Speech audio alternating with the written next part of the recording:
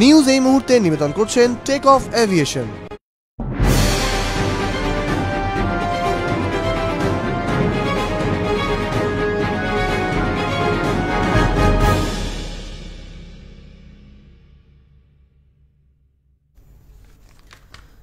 নমস্কার, আরোই নিউজে সকলকে স্বাগত। আপনাদের সঙ্গে রয়েছে আমি তনুশ্রী। শুরু করছি এই মুহূর্তের নিউজ এবং প্রথমে যে খবরের দিকে নজর রাখবো, অবশ্যই আজ গোটা দেশ জুড়ে বামেদের ডাকা 12 ঘন্টার ধর্মঘট এবং মূলত কলকাতা শহরের পাশাপাশি জেলার বিভিন্ন জায়গায় বিক্ষিপ্ত অশান্তি থেকে শুরু করে কিন্তু বেশ কিছু চিত্র উঠে আসছে। মূলত এই মুহূর্তে আমরা নজর রাখবো দুর্গাপুরের দিকে। দুর্গাপুরে কিন্তু এই মিছিল বলা যায় এই বন্ধকে ঘিরে বেশ বিক্ষিপ্ত অশান্তির সৃষ্টি হয়েছে।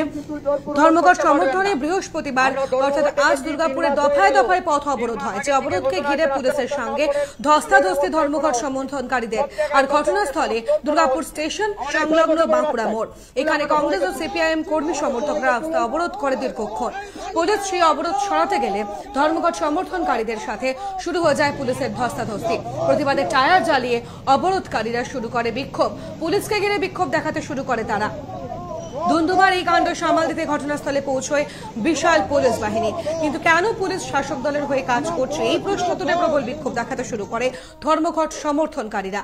সিপিআইএম নেতা পঙ্কজ রায় সরকারের অভিযোগ এবং সরকারের বিরুদ্ধে অভিযোগ তোলে পুলিশ অযথা একটি শান্তিপূর্ণ আন্দোলনকে অশান্ত করতে চাইছে, এমনটাই দাবি করছে তারা। প্রায় 30 মিনিট ধরে এই বিক্ষোভ চলে, এরপর অবরোধ উঠিয়ে দেওয়া হয়। পুলিশ আটক করেছে, আমরা ধর্মঘট করছি। আমরা আমাদের ধর্মঘট ডেকেছি, সেই মতোই আমাদের কর্মীরা রাস্তায় আছে, স্লোগান দিচ্ছে, গাড়ি তারের আটকে গেছে। আর এটা ধর্মঘট আমাদের সংবিধান অধিকার, মানে Indian parliamentary constituency power to pass. ধর্মঘট করার অধিকার আমাদের আছে, সংগঠনের আছে, মানুষের আছে। তাই ভারতীয় সংবিধানের মেনেই, সংবিধানের এই অধিকার মেনেই আমরা ধর্মঘট ডেকেছি।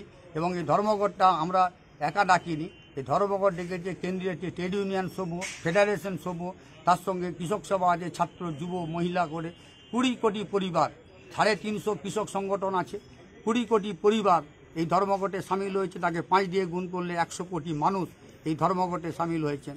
এবং এই ধর্মঘট শান্তিপূর্ণভাবে ধর্মঘট হয়েছে। চন্দ্রকোনা রোডে কোনো দোকানপাট খুলেনি, Chandrakona road central bus stand থেকে একটা বাস বেরোয়নি, একটা দোকান নেই। কিছু চা বিক্রেতা তারা ফেরি করে যে চায়ের দোকানদাররা চা কেটলি নিয়ে বিক্রি করেছে, কোনো দোকানদার খুলেনি। আমরা তাদের কাছে কৃতজ্ঞ। পাশাপাশি নজর রাখবো হাওড়ার দিকে। হাওড়াতেও কিন্তু এই বন্ধ ঘিরে বেশ কিছু জায়গায় বিক্ষিপ্ত অশান্তি সৃষ্টি হয়, তবে বেশ কিছু জায়গায় সচল ছিল গাড়ি চলাচল। তবে হাওড়াতে মিছিল হয়, সেখানে বিক্ষোভকারীদের আনাগোনা দেখা যায় এবং সেখানে কিন্তু বেশ কিছু ছবি উঠে আসে।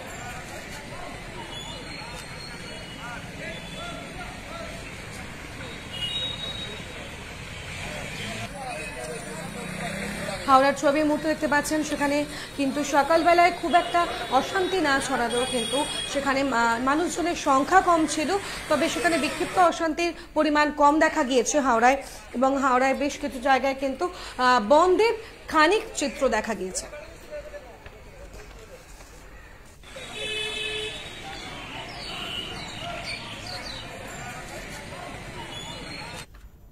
মূলত আজ যে মিছিল বা যে ধর্মঘট ডাকা হয়েছে বামেদের তরফ থেকে, তার বিরোধিতা করে মিছিল করে তৃণমূল কংগ্রেস।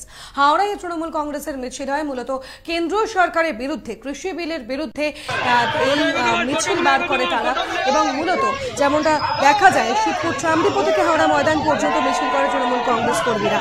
নেতৃত্ব দেন রাজ্য সমবায় মঞ্চ হাওড়া সদরের তৃণমূল কংগ্রেসের চেয়ারম্যান অরূপ রায়। অরূপবাবু জানান, কেন্দ্রের জনবিরোধী নীতির প্রতিবাদে এই মিছিল। তিনি অভিযোগ করেন, সিপিএম এর সঙ্গে বিজেপির গোপন আঘাত রয়েছে। গত লোকসভা নির্বাচনে সিপিএম এর ভোট বিজেপিতে যাওয়ার ফলে বিজেপির আসন বেড়েছে, আর মত মানুষ সব জানে।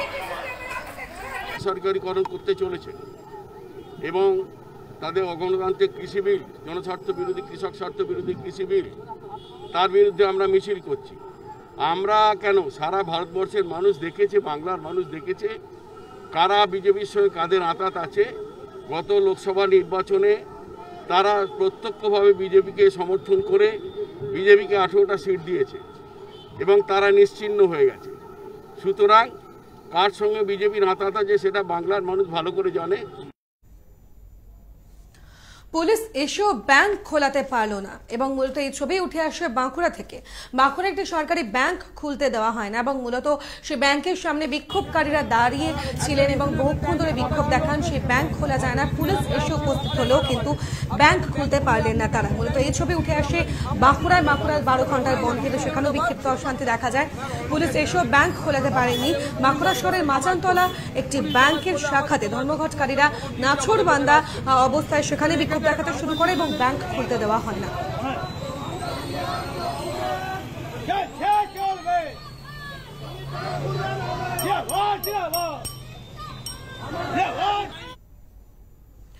পাশাপাশি নজর রাখবো আমরা মেদিনীপুরের দিকে। মেদিনীপুরের 60 নম্বর জাতীয় সড়ককে অবরোধ করে বিক্ষোভ দেখাতে শুরু করে বিক্ষোভকারীরা। সেখানে বন্ধ সমর্থনকারীরা রাস্তায় বসে বিক্ষোভ দেখায়, পথ অবরোধ করে এবং টায়ার জ্বালিয়ে বিক্ষোভ দেখায় ধর্মঘট সমর্থনকারীরা। মূলত মেদিনীপুর শহরে ঢোকার মুখে 60 নম্বর জাতীয় সড়কের ছবি। জাতীয় সড়কের উপর টায়ার জ্বালিয়ে ধর্মঘট সমর্থনকারীদের বিক্ষোভ।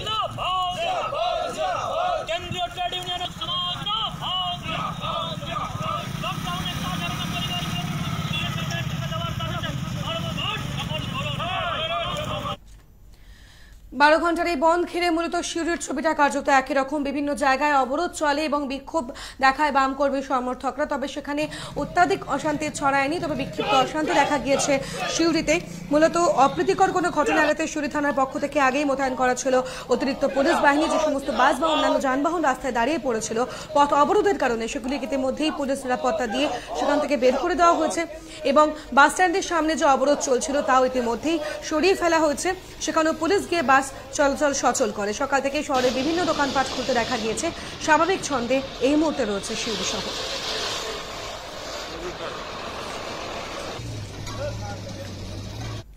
খবর এখন এ পর্যন্ত, তবে দিনভর কিন্তু আমরা এই খবরের দিকে নজর রাখবো। দেখতে থাকুন আরোহী নিউজের ফেসবুক পেজ।